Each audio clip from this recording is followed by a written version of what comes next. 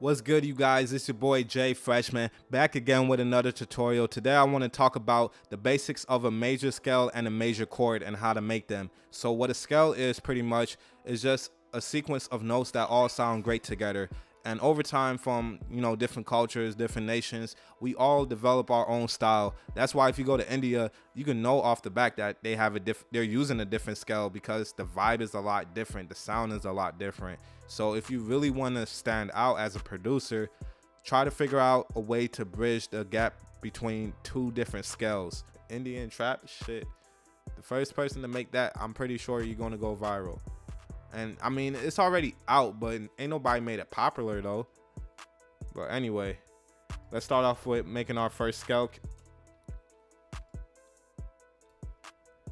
All right.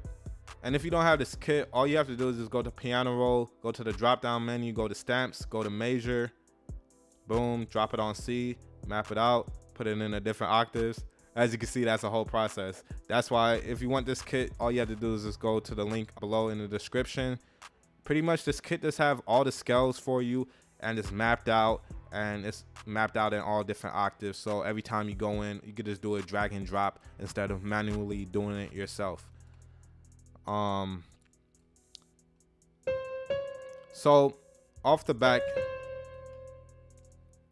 since there's many different scales, you should know then there's going to be different methods or different codes to distinguish all the different scales that are out there. So for the major scale, the code is whole step, half step, whole step, half step. And what I mean by that is just pretty much those terms is just an understanding of how to count up on the piano, So when you go up one note, that is known as a half step. When you go up two notes from the tonic, and the tonic is the key that you're starting on, that is a whole step.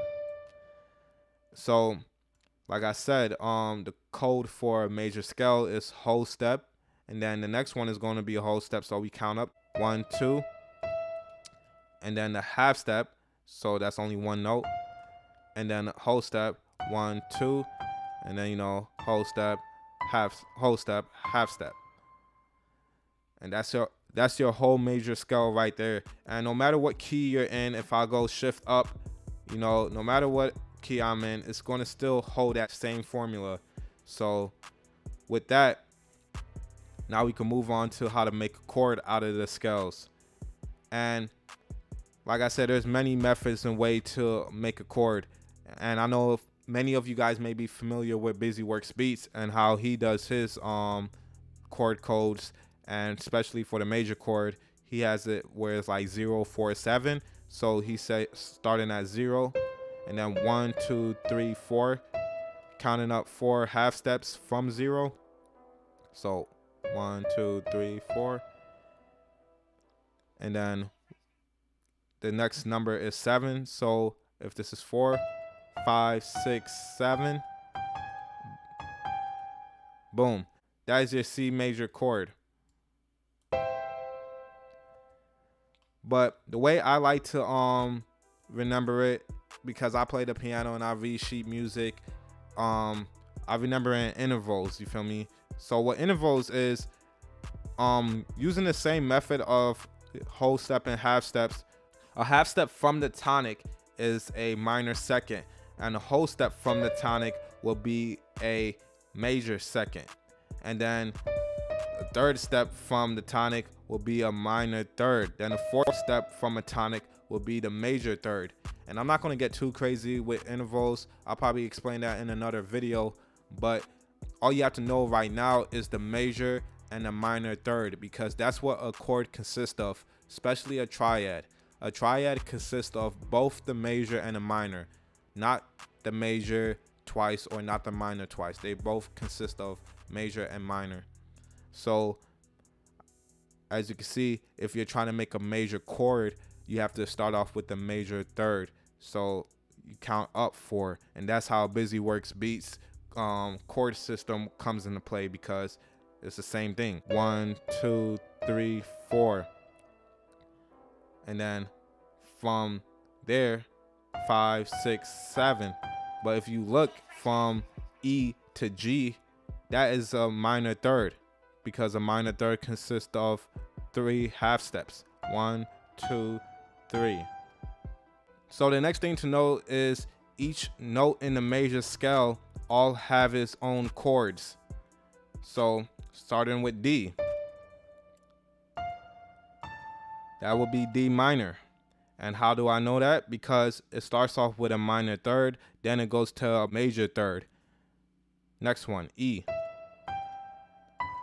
And if you guessed that's E minor, you're right, because it starts off with the minor third and then it goes to the major third.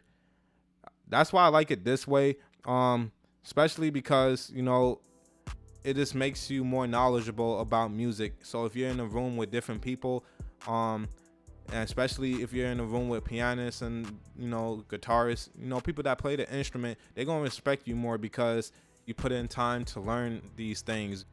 And these are called scale degrees now. And from the scales degrees, that's how you can make a chord progression.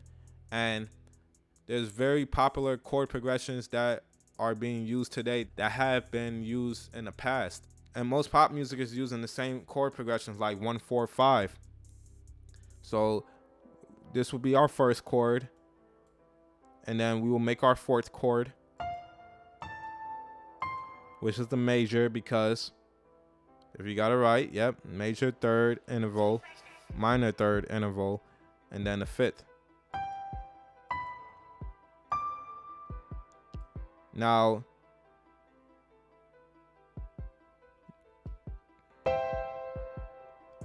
and then now we can bring them together.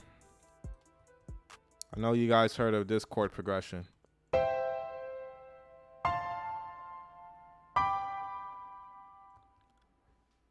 And right there, this is just the basics of getting into the whole music theory.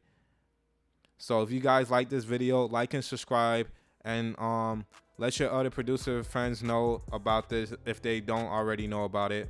And I'm probably going to start like a whole music theory series, because it has to be broken down into series. Like, this is not just one video where I could just explain everything, or it's just going to be too much. So have a nice day.